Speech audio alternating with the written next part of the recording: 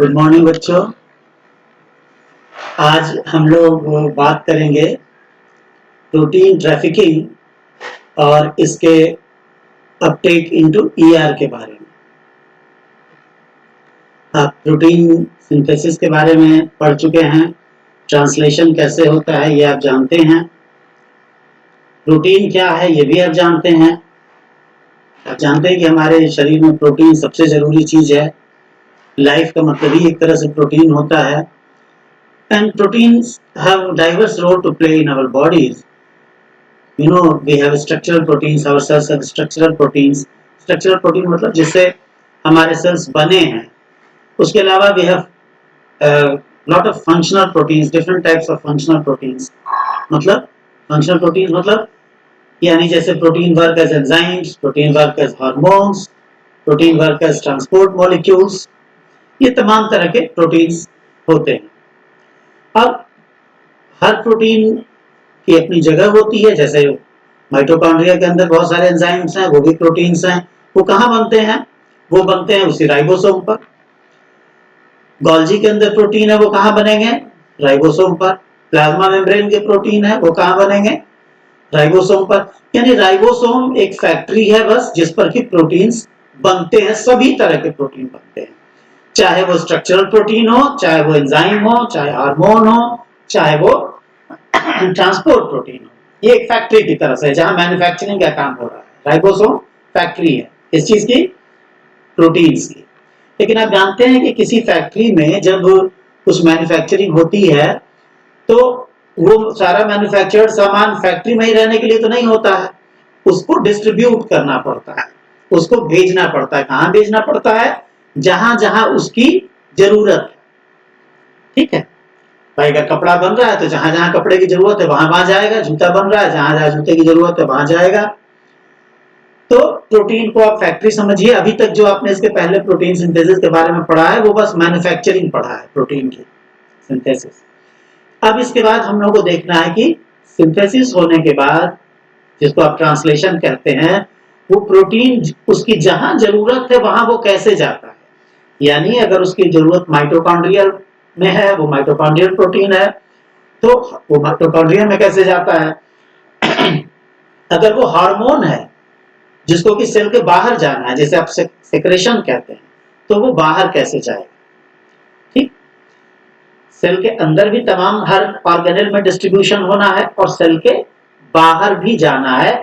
अलग अलग तरह के प्रोटीन हैं, बन सब कहाँ रहे हैं? राइबोसोम पर। तो आज के इस लेक्चर में जो दो पार्ट में होगा, हम लोग ये जानेंगे कि प्रोटीन की सिंथेसिस के बाद, उसकी मैन्युफैक्चरिंग के बाद उसका डिस्ट्रीब्यूशन कैसे होता है, how it is distributed to its different destinations. ये जानने के पहले हम आपको एक, आपका अगर मन में आपके डाउट हो क्लियर कर दें। क्योंकि अक्सर आप लोग चित्रों में देखते हैं, किताब के चित्रों में, कि राइबोसोम कहाँ होते हैं। आप जानते हैं कि रफ एंडोप्लाज्मिक रेटिकुलम के ऊपर अटैच्ड होते हैं। यही किताबों में जनरली दिखाया जाता है। लेकिन हम आपको सबसे पहले ये बता दें कि ये चीज अब आप अपने दिमाग से निकाल दीजिए। Actually ribosomes are not initially attached with rough endoplasmic reticulum, they remain free in the cytosome. Ribosome की पहली जगह कहाँ है? सेल के अंदर साइटोसॉल में वो फ्रीली घूमते रहते हैं। और जब किसी प्रोटीन की सिंथेसिस शुरू होती है तो वो फ्री राइबोसोम पर शुरू होती है। शुरू होने के बाद ये तय होता है कि वो राइबोसोम फ्री ही रहेगा या ईआर के साथ जाकर अटैच हो जाए। ठीक, यानी राइबोसोम, फ्री राइबोसोम पर प्रोटीन की सिंथेसिस शुरू हो गई, थोड़ा सा बन गया। उसके बाद ये तय होगा कि ये राइबोसोम फ्री ही रहेगा या ईआर पर जाकर अटैच हो जाएगा। अब ये कैसे तय होगा कि कौन सा प्रोटीन बन रहा है तो ईआर जाके अटैच हो जाएगा, और कौन सा बन रहा है प्रोटीन तो ईआर फ्री ही रहेगा। इस बात को हम लोग अगले वीडियो में डिस्कस करेंगे। अभी सिर्फ आप ये समझ लीजिए कि किसी राइबोसोम पर प्रोटीन बन रहा है तो उसका दो डेस्टिनेशन हो सकता है, दो फेट हो सकता है। या तो उस प्रोटीन को ईआर में जाना है या ईआर में नहीं जाना, दो फेट हो सकता है। ठीक, क्या समझा आपने? किसी फ्री राइबोसोम पर प्रोटीन बन रहा है, दो तरह का वो प्रोटीन होगा, या तो उसे ईआर में जाना है या उसे ईआर में नहीं जाना है। जितने भी तरह के प्रोटीन बनते हैं सेल में, वो इन्हीं दो तरीकों में से किसी एक तरह का होगा। कौन सा? या तो वो ईआर में जाएगा या वो ईआर में नहीं जाएगा प्रोटीन। अब आगे चले, अगर उस प्रोटीन को ईआर में जाना है, क्लियर है? अगर ऐसा प्रोटीन बन रहा है जिसको ईआर में जाना है, राइबोसोम पर बनने के बाद ईआर में जाना है, तब क्या होगा? इसके बाद जब ये तय हो जाएगा कि इस प्रोटीन को ईआर में जाना है, तब एक सेल के पास मैकेनिज्म है, वो क्या करेगा कि पूरे राइबोसोम को खींचकर लाकर ईआर से जोड़ देगा। ठीक, आप जो ईआर, रफ ईआर में सटे हुए राइबोसोम्स को देखते हैं, वो यहां का चित्र होता है कि इसका मतलब है वो राइबोसोम ऐसे प्रोटीन की सिंथेसिस कर रहा है जिस प्रोटीन को वास्तव में ईआर के अंदर जाना है। जब ये तय हो जाता है कि अच्छा ऐसा प्रोटीन बन रहा है, उस प्रोटीन पर एड्रेस लिखा होता है, हम लोग आगे सब देखेंगे, एक एड्रेस लिखा रहता है कि इस प्रोटीन को ईआर में जाना है। अगर ऐसा है, तभी वो राइबोसोम अपने छोटे से प्रोटीन समेत, नए बन रहे प्रोटीन समेत जाकर ईआर से अटैच हो जाएगा। ठीक, तो यहां तक बात क्लियर हो गई? क्या क्लियर हो गई? पहली बात कि प्रोटीन फ्री राइबोसोम पर बनता है, सारे प्रोटीन। दूसरी बात, जब बनना शुरू हो जाएगा तो दो बातें होंगी, या तो वो प्रोटीन ईआर में जाएगा, ईआर यानी एंडोप्लाज्मिक रेटिकुलम, या वो नहीं जाएगा। अगर जाएगा तो राइबोसोम अपने प्रोटीन के समेत जाकर ईआर से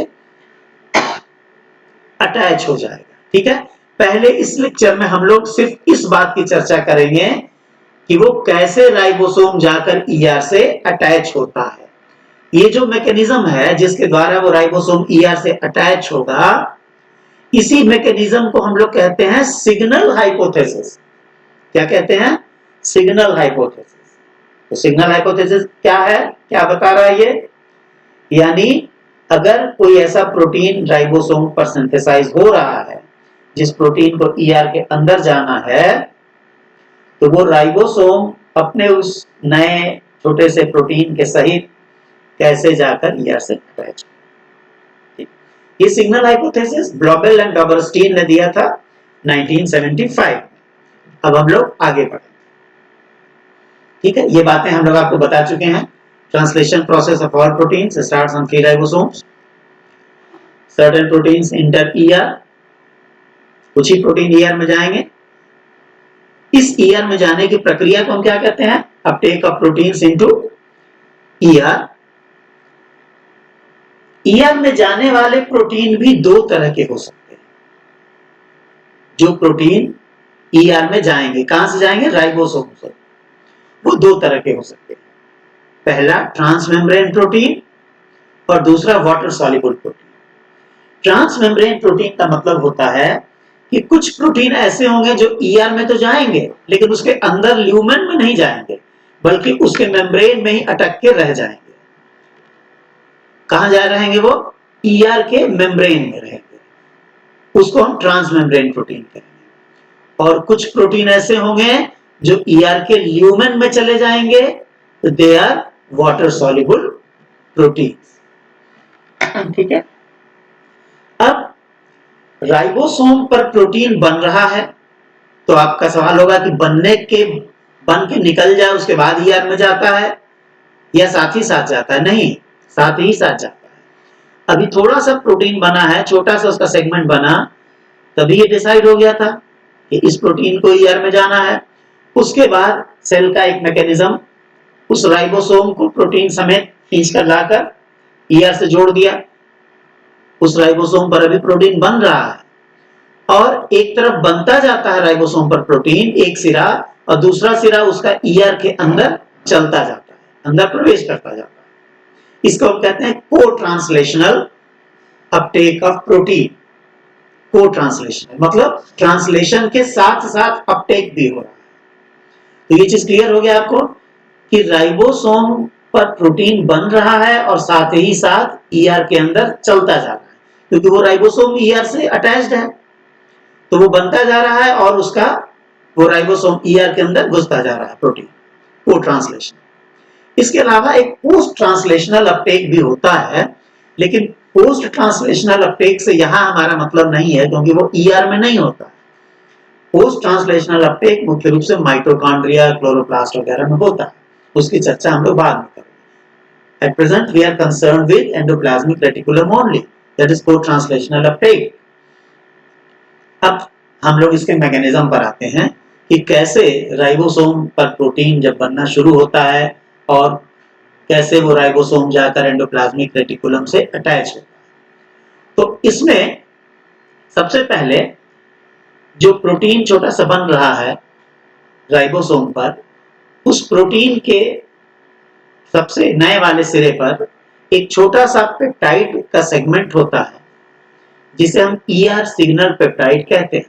आगे चित्र में भी हम लोग देखेंगे ईआर सिग्नल पेप्टाइड को लगाएं। हाँ देखिए, आप देख यहाँ पर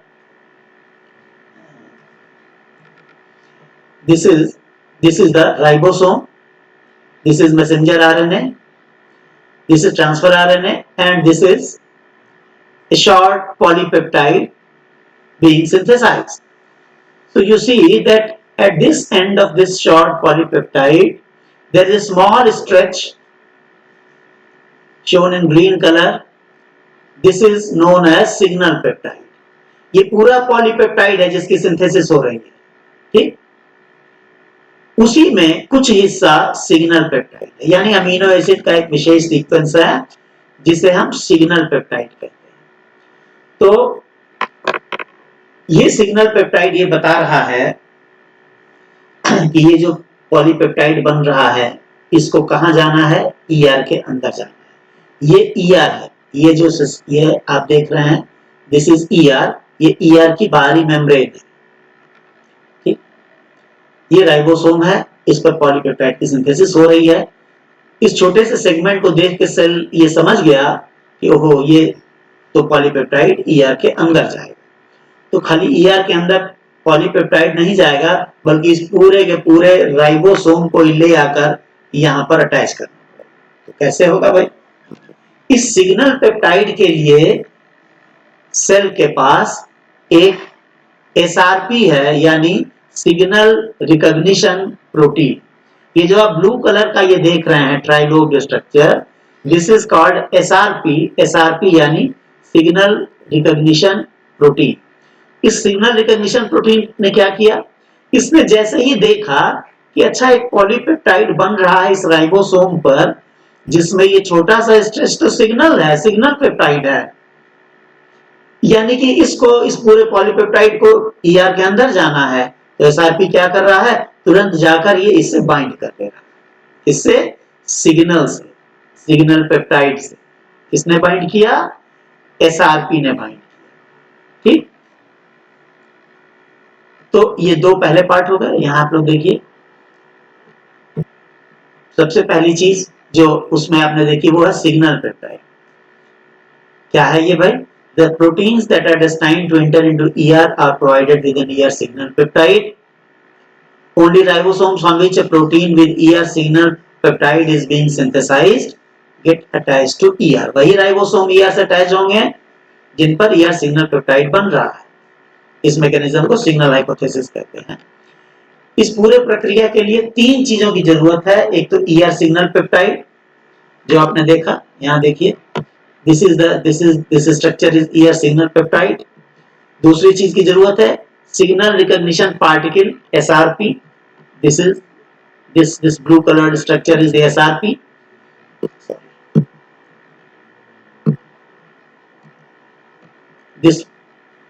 this blue colored structure is SRP।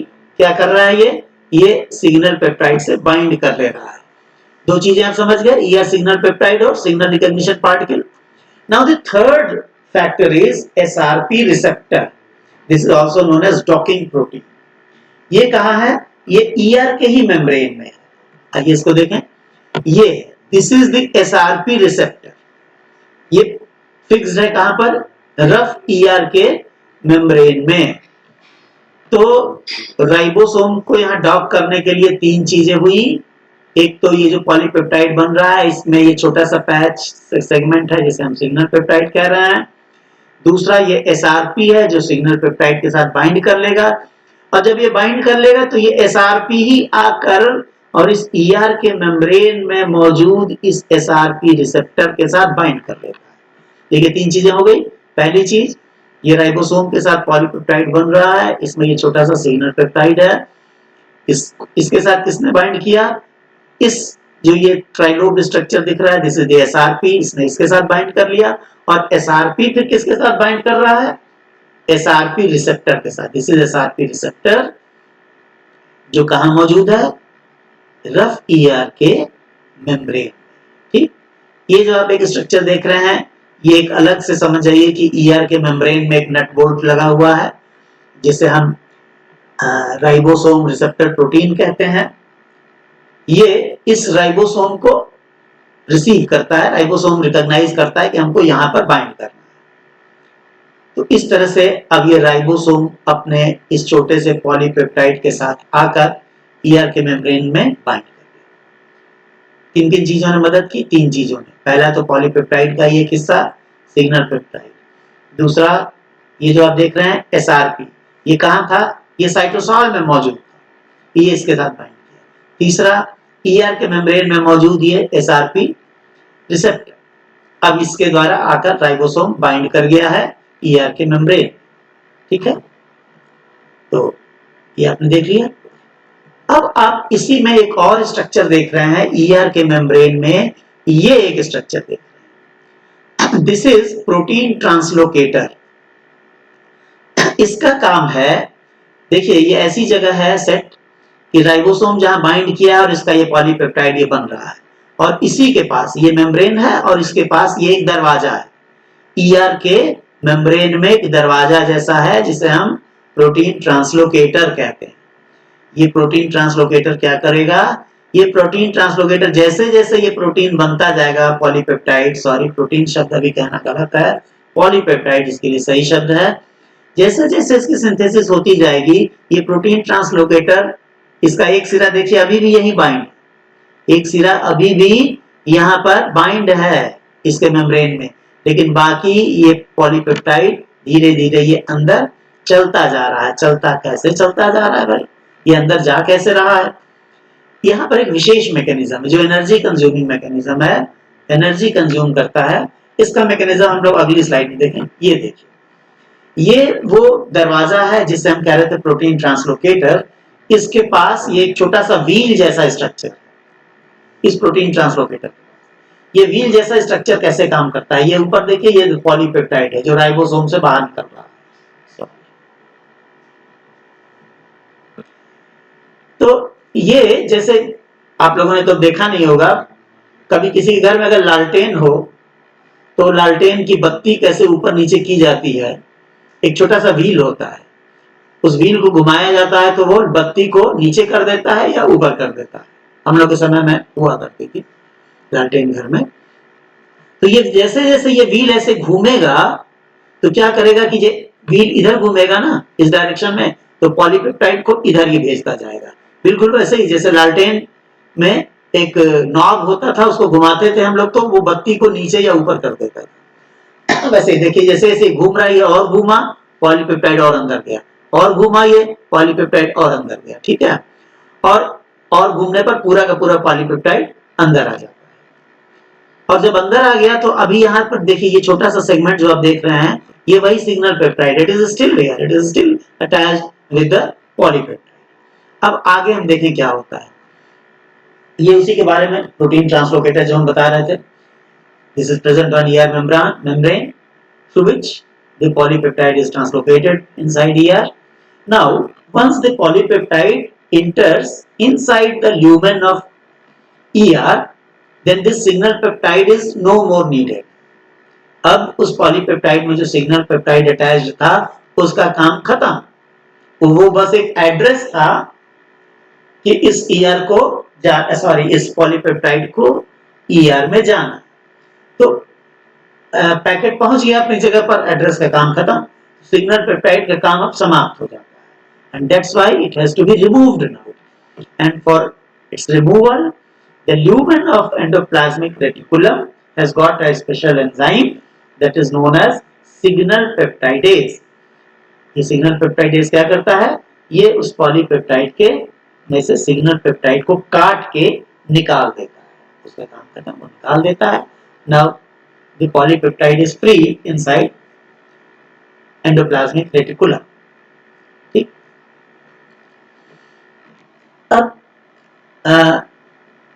ये तो प्रोटीन आपने जो पॉलीपेप्टाइड देखा ये कहां चला गया, ईआर के ल्यूमेन में चला गया, यानी ये वाटर सॉल्युबल प्रोटीन था. आपने ऊपर शुरू में जो देखा था, दो तरह के ट्रांसपोर्ट होंगे ईआर में, ट्रांसमेम्ब्रेन ट्रांसपोर्ट और वाटर सॉल्युबल प्रोटीन का ट्रांसपोर्ट.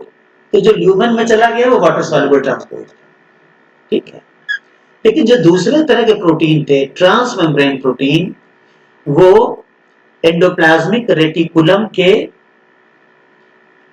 मेम्ब्रेन में ही जाके अटक जाएंगे, बीच में ही अटके रहेंगे, अंदर नहीं जाएंगे. तो उनको बीच में रोकने के लिए क्या तरीका है भाई, दो तरीका है, दो मोड्स है for transport of transmembrane protein into ER. पहला मोड ये है जिसमें कि दो तरह के सिग्नल होते हैं, स्टार्ट सिग्नल और stop signal. This is the first mode. In this mode the transmembrane protein has two signals, start signal and stop signal. और एक दूसरा भी मोड होता है जिसमें कि स्टार्ट स्टॉप दो नहीं सिग्नल है, एक ही सिग्नल है, लेकिन वो टर्मिनस पर ना होके कहीं बीच में है, उसको इंटरनल पेप्टाइड सिग्नल कहते हैं या इंटरनल सिग्नल कहते हैं. ये पेप्टाइड यहाँ गलत लिख दिया हमने, with the help of this internal signal. आइए इसको हम लोग डायग्राम में देखें. देखिए ये ट्रांसमेम्ब्रेन प्रोटीन का ट्रांसपोर्ट हो रहा है. पहला मोड है जिसमें कि दो सिग्नल है, ये this is the polypeptide and this is the translocator. Polypeptide has two signals. This is the start signal. On N terminal of this polypeptide there is a start signal, and after some distance there is another signal that is known as stop signal. Okay, now this polypeptide starts entering into the the plasmic reticulum. This is the protein translocator, this entire structure is, and this start signal, you see it has bound to the protein translocator, to the endoplasmic reticulum membrane. Now the polypeptide starts entering into the lumen of endoplasmic reticulum, but it doesn't enter into the lumen completely. You see, some part is inside the endoplasmic reticulum and some part is outside the endoplasmic reticulum. इसका आधा हिस्सा ER के अंदर है और ये आधा हिस्सा ईआर के बाहर है. ठीक. ये स्टार्ट सिग्नल यहां बंधा हुआ है और स्टॉप सिग्नल यहां पर बंधा हुआ है. इसमें स्टॉप सिग्नल इसलिए होता है कि स्टॉप सिग्नल यहां पर जब बाइंड कर गया तो अब ये पूरे पॉलीपेप्टाइड को अंदर जाने से रोकेगा. अब पूरा पॉलीपेप्टाइड अंदर नहीं जा पाएगा, बस इतना ही जाएगा. ठीक है. तो स्टार्ट सिग्नल ने इसको अंदर जाने में मदद किया, लेकिन स्टॉप सिग्नल ने इसको बीच में ही रोक दिया. यही बन गया ये. अब देखिए अब क्या हो रहा है कि एक पेप्टाइडेज एंजाइम वो क्या कर रहा है, इस सिग्नल पेप्टाइड को, स्टार्ट सिग्नल को काट दे रहा है.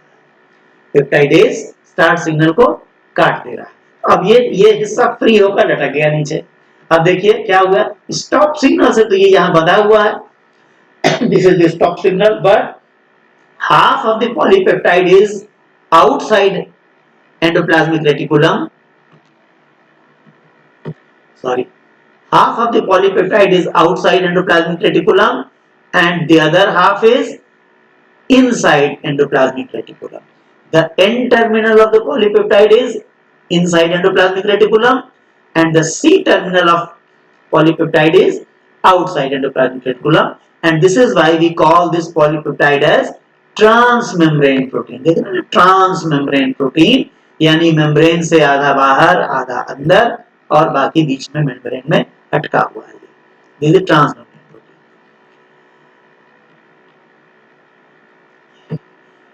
जो दूसरा मोड था that was the first mode, जिसमें कि दो सिग्नल इस्तेमाल हुए, स्टार्ट सिग्नल और स्टॉप सिग्नल।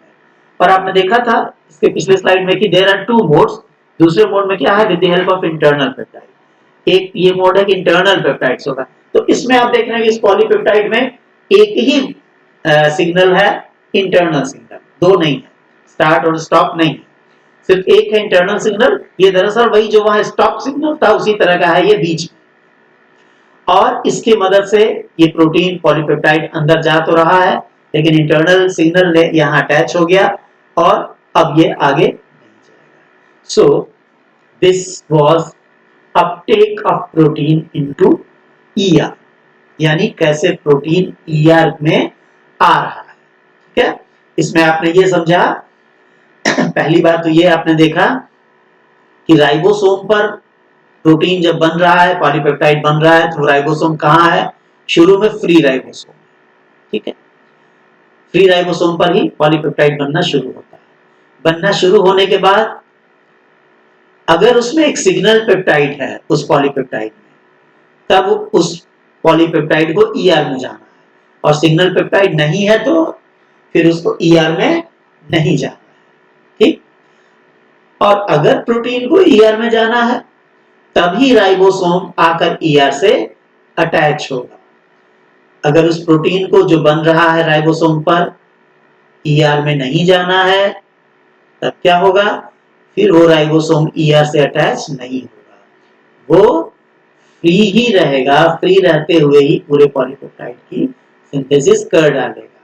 ठीक, और अगर ईआर से आकर राइबोसोम को अटैच होना है, कब होना है, अगर उस पर बनने वाला पॉलीपेप्टाइड ईआर में जाएगा, तब किस मैकेनिज्म के द्वारा वो आके अटैच हो रहा है, ये सिग्नल हाइपोथेसिस मैकेनिज्म, जिसका आपने यहाँ पे डिटेल में सब देखा। और इस सिग्नल हाइपोथेसिस में आपने मुख्य रूप से तीन पार्ट्स उसके देखे। पहला था सिग्नल पेप्टाइड, दूसरा था ये सिग्नल पेप्टाइड, दूसरी चीज थी SRP, signal receptor particle, signal recognition particle, और तीसरी चीज थी SRP. So this is about signal hypothesis. और अगले वीडियो में हम लोग देखेंगे इस प्रोटीन का डिस्ट्रीब्यूशन। Thank you.